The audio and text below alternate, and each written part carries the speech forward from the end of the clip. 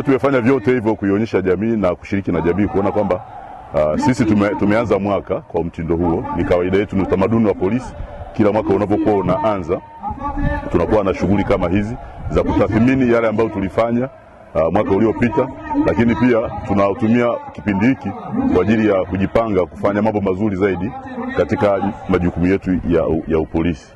Kwa hiyo niwashukuru sana wananchi wa mkoa wa Morogoro ambao wameendelea kuwa pamoja na sisi kwa mwaka wote uliopita, na sasa hizi tuendelee kuwa pamoja kuilinda jamii yetu. Ukaribu wao na sisi unatutengenezea vitu vingi ambavyo ni vya msingi.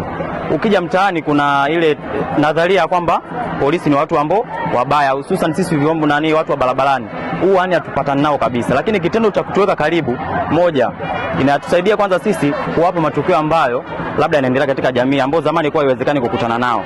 Lakini pia cha pili, hata ukipata shida kiusalama, hauna leseni na nini, ni rahisi kwa sababu unawajua, umeona kwenye matukio, umecheza nao michezo, umevuta kamba, unaenda unamwelekeza, bwana afande, mimi na changamoto fulani na fulani, nimeshasoma, nataka leseni.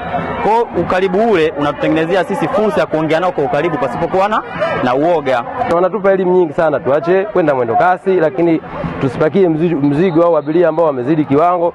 Kwa sisi kama kuona mchango wao kwetu mkubwa, na ndio maana walipokuwa na shughuli yao sisi hatukuona uzito kuja kuwapa support, kwa sababu tunaamini ni familia yetu, tupo wote sehemu moja, kwa sababu kuna vingi ambavyo bahati mbaya kibinadamu tunavikosea, lakini wao wakitukumbusha sisi tunaona kweli wapo pamoja na sisi. Kwa hiyo nimefurahi kuona kwamba wameona ni sisi ni moja kati ya familia yao na mpaka wakatualika.